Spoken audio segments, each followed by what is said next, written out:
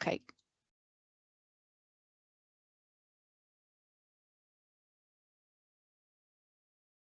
Okay, I see that. Nice. Actually, yeah, they hold it there. Good morning, everybody. My name is Daryl Brislane. Thank you very much for joining us here on our webinar today. We're just going to wait maybe 1 minute to allow additional attendees come on in, and then we'll get underway.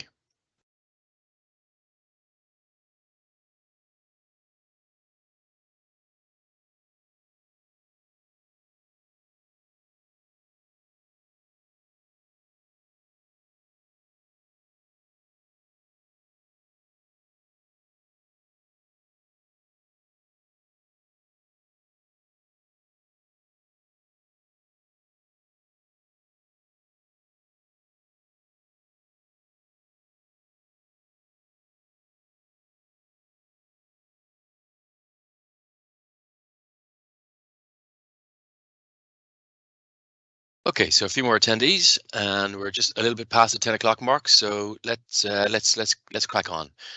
So look, thank you very much for coming on to this session today. It'll be a short session. It's we'll look about maybe 35 to 40 minutes, and then questions. If you don't mind, keep it interactive. Ask those questions through the Q&A button that you'll see on your screen. So ask all your questions through that, and then we'll deal with them as we go. So look, today we're here really to talk about the Dynamics 365, but really Dynamics CRM to some of the people that have been around for a while. As we know, the Microsoft Dynamics 365 online version has 2 wave releases every year, and the wave release doesn't come in one go. It's all the changes that come in a wave are kind of released over a period of time. So the wave release we're going to talk about today, wave 1 for Dynamics 365 and Power Apps, was announced on January 25th, but we start to see some of the changes starting in April, so next month, and then through to September. So they will be drip fed into the product over the course of the next 6 months. So what you're going to see here today, and if you don't mind, Jenny, on to the next slide. I'm joined by my colleague. Most of you will know James, of course, James Glover, the CTO, who's kept going by our Chief Happiness Officer, Paul Daphne. And James will essentially cover what he likes best in the new, in terms of what's come out in the new wave, not just limited to the sales or the standard CRM stuff, but into the customer care side of things as well. So, Jenny, if you don't mind, so he'll kick off with the sales, then go into customer care, and then I think there's a third option as well. But essentially, these are things that he's picked out. So these aren't a comprehensive list. It's just the things that he feels that our customer base will have most interest in, get most value from. So that's kind of what we're going to focus on here today. And like I say, keep it interactive, keep your questions coming through the Q&A button that you see at the top of the screen. James, over to you. Thanks, Daryl. Yeah, so yes, as Daryl said, we're going to walk through kind of the key features, because with any wave, there's probably 180, 200 features at any moment in time, and they do come out at various points. So today we're going to try and show you what we can. So elements that are coming out in April, we can show you.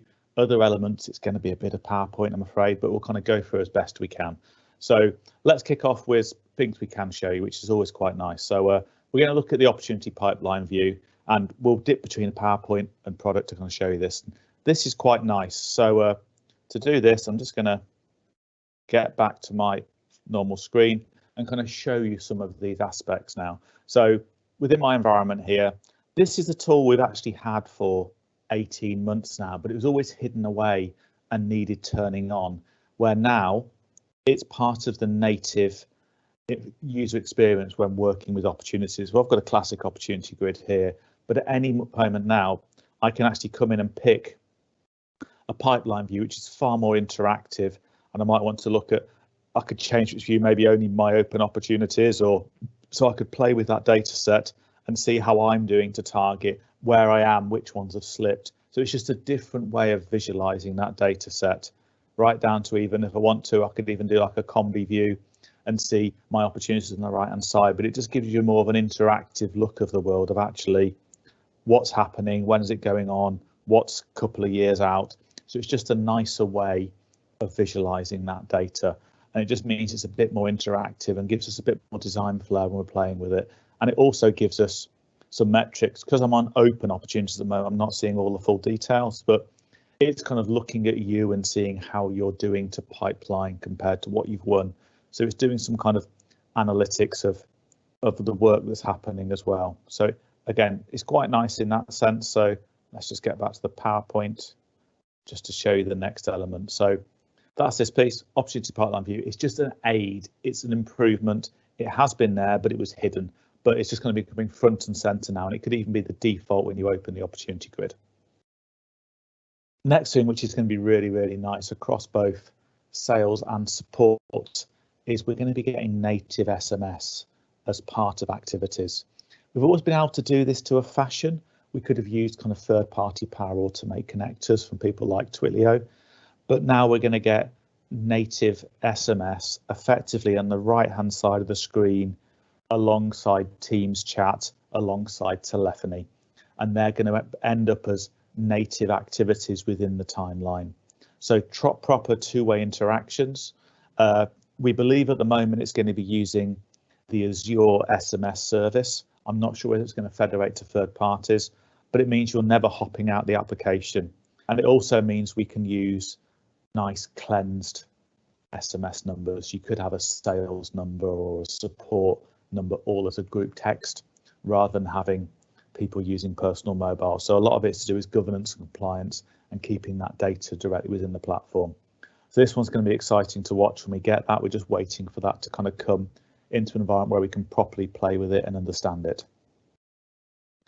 Next thing is kind of focus mode. And again, this came out probably, just get to the right screen. This came out probably 2 years ago using the Excel's accelerator, but it was very niche. It was always hidden away. Nobody really quite understood what it did and didn't do.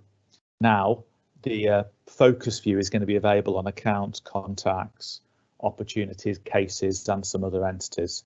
So best if I do it on contacts, it's a bit more descriptive then. So if I come in here and open my kind of contacts view, very generic, nothing fancy going on here.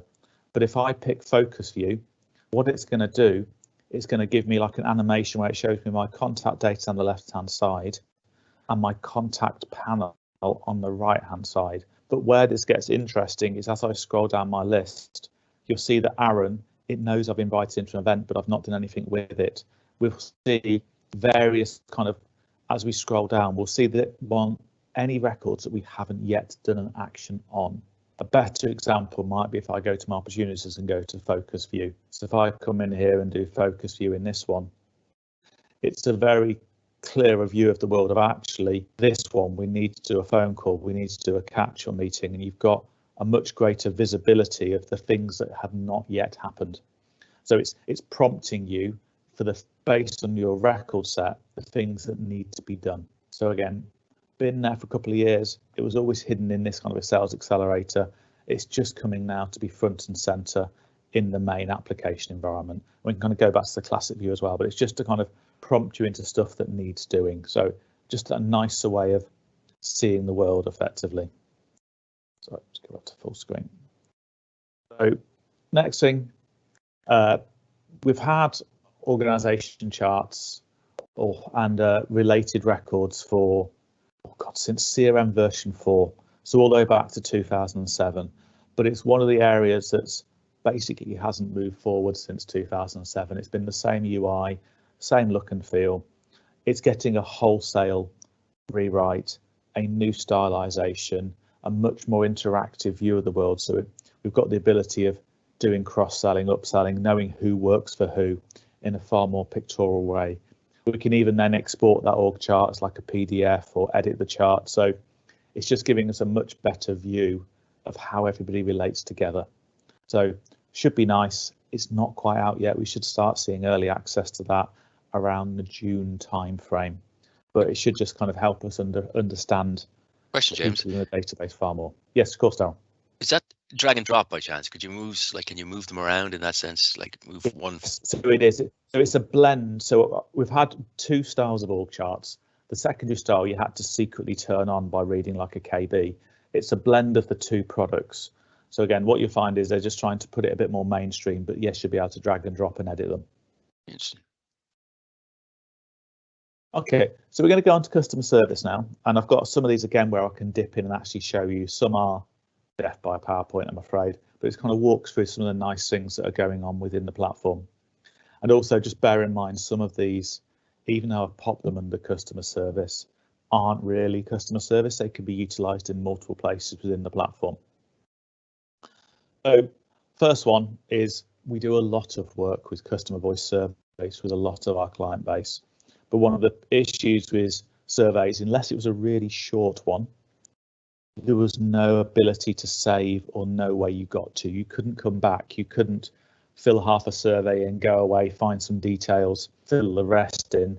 It was always reset to a blank survey. Now in customer voice, we can optionally, per survey we design, enable partial responses and enable how long it holds those partial responses for.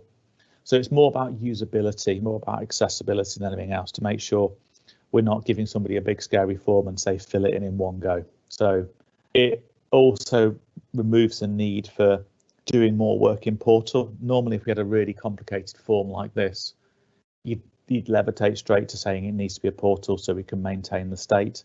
Now we can do partial surveys. It means we can kind of democratize some of that, and more end user style can do multi-page forms if required. So it just gives us other options there in terms of design when we're working through. Next thing, which should be on by now, but it's not quite on in my environment, so I can't show you yet, is the enhanced case form. And what's basically happening is, as part of the Fluent UI changes that we're getting across the board in the user interface, we're getting far more of these right-hand descriptive panels that are being overlaid in forms.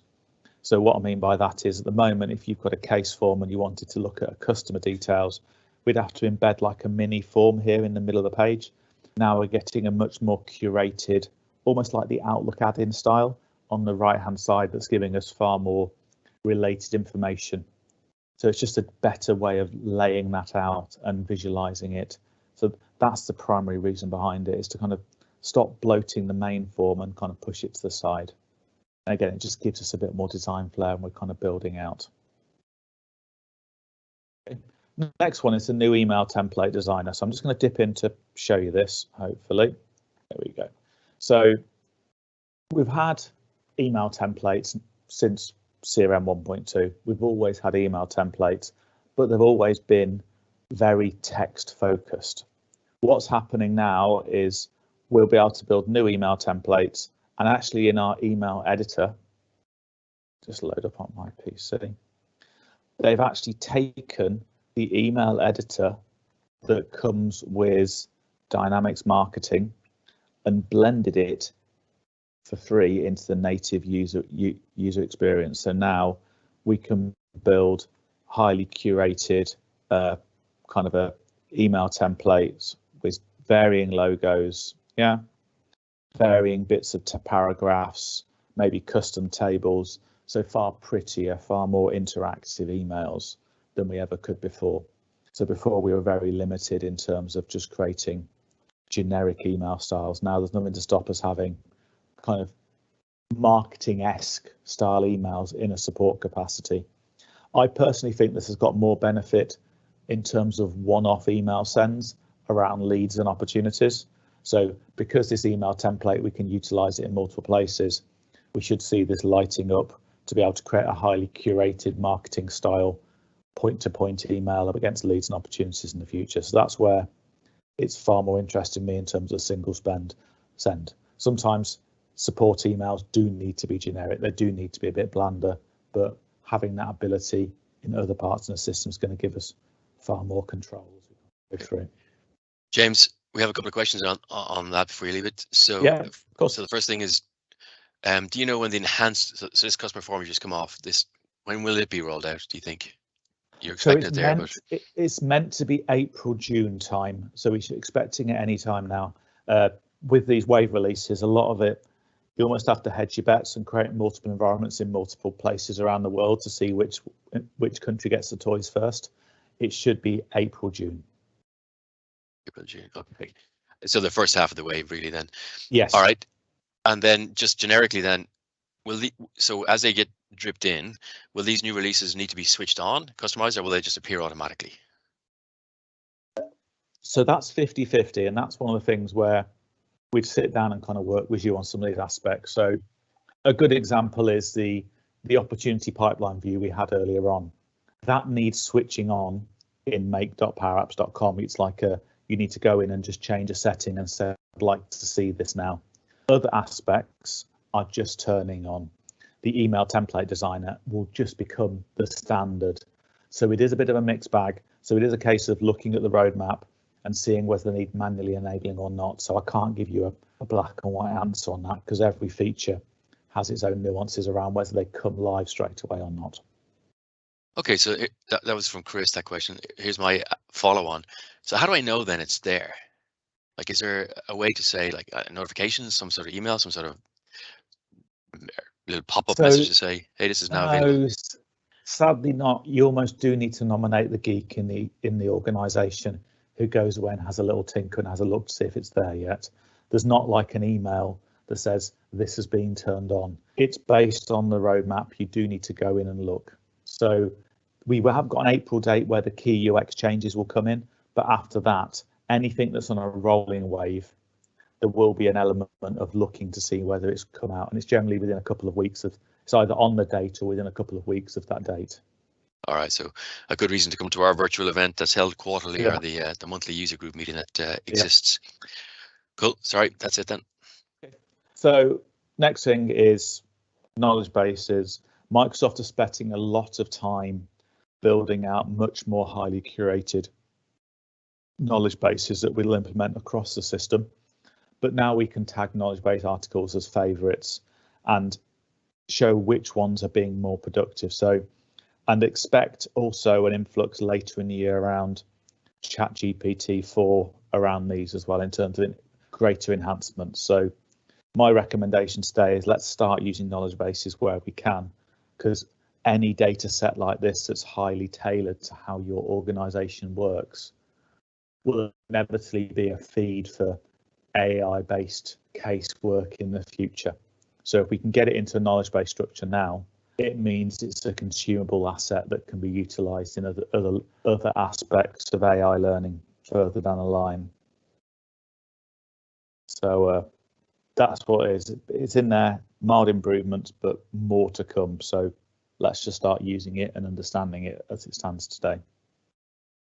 Okay, this one I'd love to show you, but it's not quite turned on yet. So as it stands today, just for the people who haven't seen it, we've had a native Teams integration for some time now. So we've always had, probably about the last 2 years, if it was turned on, the ability to have a Teams chat about a record. Yeah, so I could be in an opportunity. I could then say, actually, I want a new chat about that. This chat's going to go away and look in the system, look who the owner of the opportunity is, look who the owner of the account is. I happen to own them both, so it's got no suggestions, but in here it'll be saying, actually, do you want to chat with Daryl? Do you want to chat with Dan? Do you want to chat with Jenny? It could be doing all of that. So we can do all this today, which is great, and I can start a chat today. But what's going to happen is in the next 2 months, hopefully, we can actually have the ability of that chat then being placed as an activity in the timeline. So at the moment, you have to expand the chat panel to look at the chat to see what's going on. Yeah, what we're going to have is in contextual timeline items about that correspondence against the records where we've enabled Teams chat integration. Again, it's just it's a big improvement in terms of how we do it, how that interaction works, and visibility. So it will greatly cut down email. We're doing it internally ourselves at the moment. We're trying to stop support workers emailing internally about cases and do everything over Teams chat, because then the Teams chat can be native against the case. So it's a lot of it is more, it's real time, it's more interactive. And because it's now in that same timeline, we're getting the same governance as if it was a phone call, as if it was a meeting. So that's coming, and there'll be a lot more Teams work coming as well in the future, just to add to that. Okay. Next thing now is we're going to go on to Dynamics Marketing, and I understand everyone on the call hasn't got Dynamics Marketing, but it's where they're driving a lot of the functionality, and ironically we're seeing stuff like we've just shown you with the new email editor for cases coming out of Dynamics Marketing. So, and what we're going to be seeing now is like the AI-based content ideas. So it's almost like it's the place where they play with the new toys, and there's always an element of rollback into core product. So even if you're on .digital or Click Dimensions, it's worth just watching this roadmap to see what they're thinking of doing in the future. So first thing is, anybody used to Dynamics and been around Dynamics for a number of years, we've always been building segmentation using marketing lists. We've been doing a very conscious, I need to build a marketing list, I need to query people with X, Y, Z. We are now getting ChatGPT style segment builders. So what I mean by that is you can just tell the system who you want and it will try to find them. So we'll be able to say, give me all contacts who have opportunities in the last 2 years and have attended an event. And it's going to work out from your phraseology how to write the relevant query to find those people. So it's de-skilling, or at least aiding you in how to write the query. This output is still going to generate a query you can then subsequently edit, but it means you're not trying to work out you're not starting from 0, you're starting from 80%. And that's kind of where you're seeing this kind of generative AI coming in across the piece. They're there to assist and point you in the right direction to allow you then to kind of do more yourself. But again, it's simplifying it. You don't have to think about the table structure, what you're looking for, because you can ask the system and the system's going to use the generative AI to work out those sort of aspects for you. And again, I'm hoping that comes into pure marketing lists eventually. At the moment, it's just in Dynamics Marketing segments, but you can kind of see the direction of travel. Next thing is, again, a lot of this roadmap is about AI, probably because the amount of investment Microsoft's put into the OpenAI as a business. Most people would have used PowerPoint in the last 5 years, where you're building a slide and a right-hand panel appears suggesting what imagery, suggesting how to lay out that particular PowerPoint slide. We're now getting that in email content generation. So it's saying, actually, if you want your email to look pretty, I suggest this image in this layout with this wording. So it's just the same as the functionality you get in PowerPoint, but slightly better. So because the AI models are always improving, we're going to be getting far more pointers in terms of how to make something look nice and what's going to grab people's attention. Again, this is something, if you're on .digital or Click Dimensions, you're probably wondering why I'm even talking about this. But Dynamics Marketing didn't really like doing single send emails. It was more around journey management and multiple email threads, and everything started from a journey. So if you wanted to get an email out really quickly, it was a bit limited, and you just had to jump through extra hoops compared to other digital marketing products. This is just to get back to some parity. So if you really do need to get some comms out quickly, you can generate an email template and just hit send and say who it's going to. So again, sounds a bit silly that we haven't had it for the last 3 years, but they were so journey focused and understanding donors that they kind of, some of the basics that what you did well in .digital and Click and other products weren't there. That's just getting the parity back, if I'm honest. James, quick question on the just ChatGPT and just the overall AI stuff. With these new capabilities around ChatGPT, will this impact the licensing? Will there be a different, will it be included in the current licensing, or will there be another layer of licensing associated with that? So there's going to be 2 elements, Darrow. So the assistive AI, like image recommendations and how to query, as far as we understand today, are going to be within the standard license. What they might do is then do further enhanced AI, which will be additional products. So far, everything in the roadmap is assumed to be within the main primary license, but I would imagine in the next 12 to 24 months, we will see additional premium AI modeling that might come into this. So we have that today with the sales, there's a high-end sales license that's got more advanced kind of AI in it. So we might see some of the really fancy stuff in that more expensive SKU. But at the moment, everything we're looking at is standard product. Right, but the marketing component is a separate line item. Yes. Dynamics marketing. Okay. Okay, Jenny, one for you if you don't mind. But I think the answer is yes. Are we able to get a copy of the slide deck? I'm assuming we can send that out afterwards, Jenny. Yeah. Yes, absolutely. Thanks very much. Cool. Okay. All right. Next one, again, it's just seems like common sense, but lots of digital marketing products aren't particularly good at this. They're all about the send and not about the oversending. So we've seen it's not just Dynamics Marketing doing it, other products are starting to do this as well in terms of limiting how much content we push out and putting some caps to stop people over marketing. But the nice thing with this is they've implemented it at a business unit level, which means what we could do is we could democratize this a bit and allow the centralized marketing team who have a bit more self-control to sending out emails when they want, but you could have a frequency cap at a business unit level. So we could let regional fundraisers or regional marketing people or regional salespeople send mass communications, but there's limits on what they can do. So they're not adding to the pile compared to what corporate marketing is doing. So again, it's just giving us that level of flexibility. And that's not just email, it's going to be text, push notifications. We're going to have a nice cap on that just to stop the concept of just your Amazon style marketing where you can't go 6 hours without having an email from them. Not everybody likes that sort of approach, so it just gives us more controls over how we do that. Okay, last one on marketing, I think, is we're getting some pretty dashboards, really pretty dashboards. You'll notice these are all Power BI based, but they're Power BI included in the Microsoft license. They're not, you don't need any Power BI licenses to use them, but they're going big into cradle to grave. So actually working out what email generated, what income generated, what lead, and how much we actually got off the back of that. So it's doing proper cost-based analysis of the marketing campaigns. It was always a bit hypothetical before. Now they're trying to glue that together as one piece. All right, and now on to the last bit, just before we can do some Q&A at the end.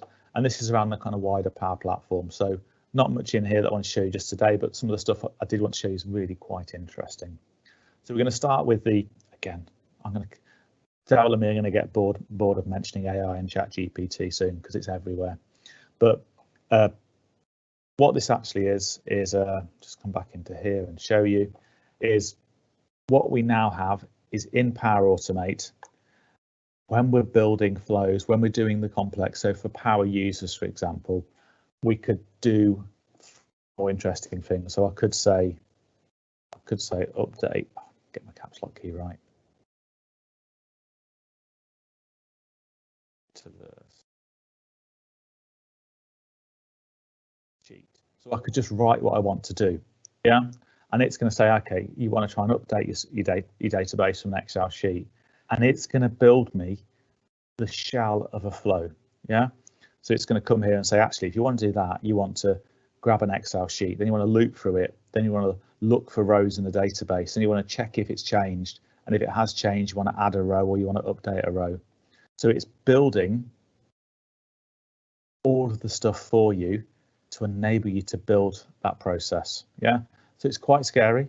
But again, it's more of it's an aid. It's a very good learning exercise. It's a way of teaching you how to build out this functionality. So it's not going to be perfect, but it's going to get you 80% of the way there. So rather than hitting Google or YouTube and watching some random person how to build a flow, you'll be able to just tell the system what you're trying to build, and the system will build it for you to a point which you can then go on and tweak. So even if you're only using it as part of a learning exercise, it means you don't need the same skill set level for the initial build and design phase. Obviously there's governance, there's how you do it, how you build it, but it's just aiding you understand the platform a bit more in the future. and that's where it's coming. So we'll get to a point where the skill set for day-to-day tasks is greatly reduced because the kind of generative AI will be doing elements of that for us automatically. Sorry, James, before you go on, I'm going to get you to go back, if you don't mind, just to the frequency cap. A question came in on that. Frequency cap, yeah. So question is from Paul, what happens with the frequency cap? For example, if you set up 4 emails a week to go out, if you set up only 4 emails a week and we go to send 5, does it queue them up, or can you set a category for which are the most important? So in other words, can you prioritize them? I think at the moment it's a bit blunt force, as in the 5th one doesn't go.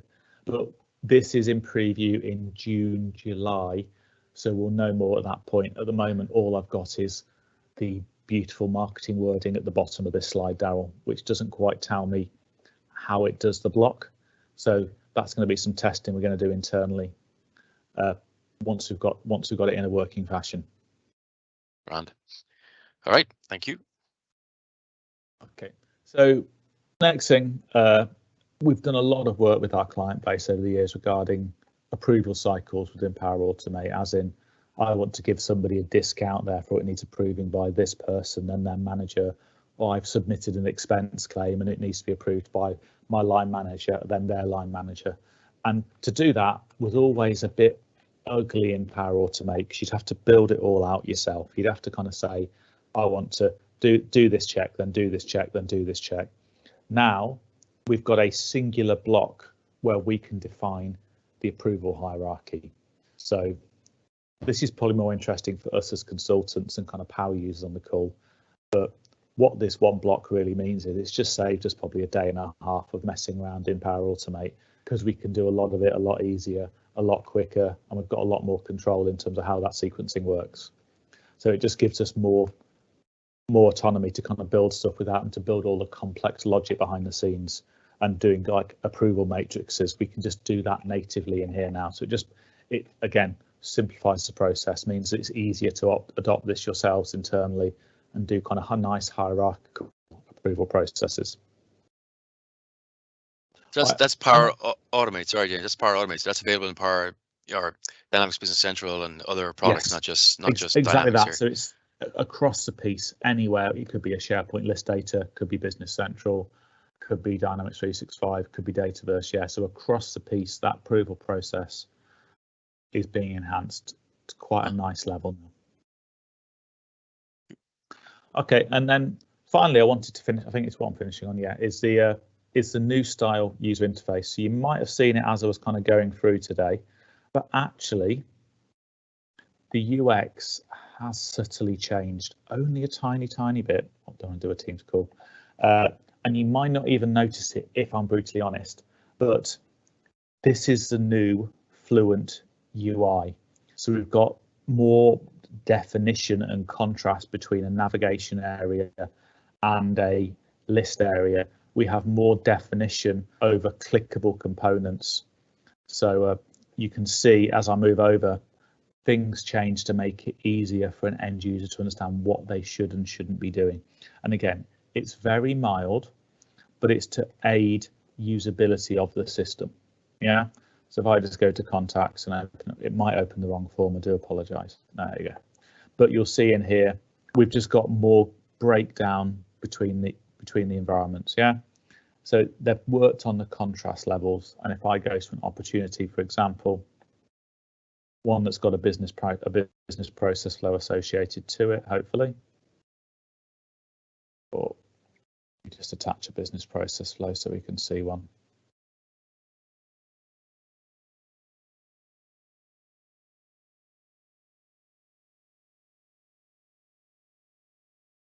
Again, they've just cleaned up some of the user environment. It's all very subtle. I'm hoping you don't really notice much change, but the whole point is it's just they've increased the contrast just enough to improve accessibility and also harmonize it more with the likes of Office 365 and the other tool sets. So it should all be subtle enough that your end users don't really notice, but that is what we're starting to get. We're starting to get, like, actually I'm on that field, so there's a blue line there, so I know where I am. There's elements like that where they're just trying to make the environment a bit cleaner and a bit easier to understand.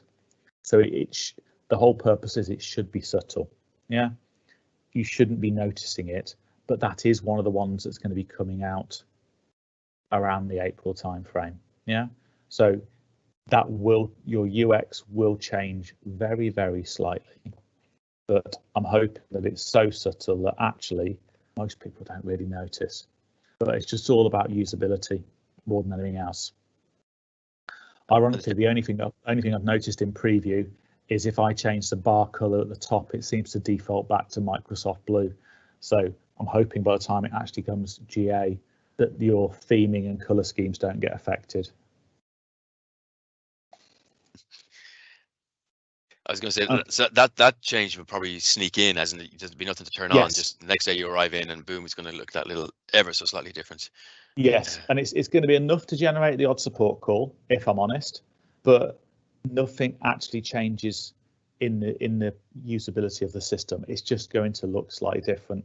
Right. Luckily, most of our customer base and our prospect base have been on Office 365 for a number of years now, and are used to things just evolving over time. We're not in a static world anymore, so things evolve. I think it's interesting watching the journey of this form going from just a complete white canvas back to, essentially what is proper form entry, or kind of a more modern look and feel, but at least now you can figure out where you got to put the information, which was a bit frustrating a few releases ago. James, before you go on to this slide, question in from Simon, not directly related to the Wave release that we've just covered here, but advanced find. So it's a question close to my heart. Can you say when advanced find will be deprecated completely? And we know it's still in there in the system, kind of hidden. It's still in there. It's kind of hidden. You've now got modern advanced find in the UI. I think the classic one, I think it might be the next wave. So we might have to all get on board with it at some point. I think the next wave is where it actually goes, and we can only use modern advanced find. So I can't imagine us being able to get to a classic advanced find in 2024. Right, and yeah, I have to say, as a user, I'm beginning to get used to the newer advanced find, but yeah, I find it a little bit clunky, but getting there. Yeah, getting there. It's getting there. Right. Okay. Whoever put up the message to say you hope you're muted. Yes, I should have said at the start, everybody is muted, so that way, if you do have background noise, we're not picking it up. You're good. You're safe. Yeah. The question though, when is the so go back to your approval update slide. So that the one I was interested in as well. When has that been released? You know, which part of the wave period? That is June. So we get that in June. So we should have that very soon. Yeah, because that I mean that could I mean that's quite powerful, to be honest. I mean, considering that we sell product around approval processing, the older solutions in there. BC has its own approval processing. This could be quite a game changer. Anyway, sorry, I'm okay. Yeah, you're making me jump backwards and forwards. I'm trying to get onto this one. Yeah, right. Carry on. Okay, so I think this one's your slide, isn't it, Darryl? It's just because discussing what's coming up in our roadmap, isn't it? Well, look. Well, just while I go through this slide, if there are more questions, and thank you for being interactive on the Q&A and sending those questions through. Actually, there's a question here. So, James, without advanced find, how will we create views for tables used in dashboards if they don't have a link to the table on the right-hand side? I don't quite understand that. So that is part of when you build your model-driven app. So when you're building your new model-driven app, you define which tables are usable in modern advanced find. So that's the primary benefit behind it, is you do it that way, because in the old advanced find world, a standard user could go in and suddenly be exposed to 400 tables. They didn't know what they meant. In the new advanced find world, what you need to do is declare the table as searchable in the model-driven app. The whole purpose being is we should end up with maybe a user environment that shows 20 or 30 tables, but actually when you go to search, you can see 60. But that's part of the model-driven app design. Okay. Yeah, that table's on the left-hand side, not right-hand side. Yeah. Okay. Just keep the questions coming in over the next few minutes, just while I just finish off with just upcoming events, if you don't mind. So look, this webinar, obviously very useful, a lot of information. Similarly, we've got a few more webinars in the mix over the next few months. So watch out for one in end of April, so after Easter, with one of our partners, Click Dimensions. So, we've been talking about Microsoft Dynamics marketing on this particular call, but we are aware that many of our customers use Click Dimensions and other products, of course, as well. But one of our key partners over time has been Click Dimensions, so we're doing a joint presentation with them in April. And then, speaking of new Microsoft toys, Copilot, I knew it's a new Microsoft product. Not quite sure what it does. James, Copilot, do you want to just maybe touch base on what that does? Copilot is their generic branding, but all things OpenAI that's being embedded into the whole Microsoft ecosystem. So you're going to get Copilot for Outlook that's going to help you write emails. You're going to get Copilot for Word that's going to help you write Word documents based on previous documents you've written. You're going to get Copilot for PowerPoint that's going to make them pretty. You're going to get Copilot for Excel that's going to suggest which formula to use based on what you're trying to do.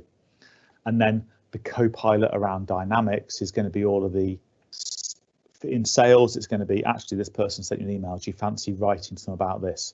So it's going to be looking at your correspondence and saying, actually, I think this person's really interested in buying X or doing Y, and it will write you emails suggesting that. So it's all suggestive AI at its best, and that's what's coming.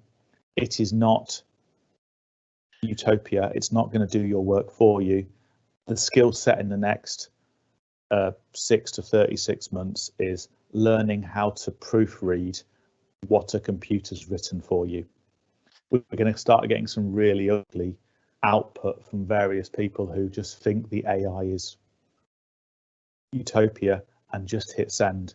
Everything's going to, for the first 3 years, 4 years, the skill set is going to be reading and understanding what's been suggested and tweaking and tailoring. To take it. It's not going to be perfect. Sounds like our old friend Clippy from years ago.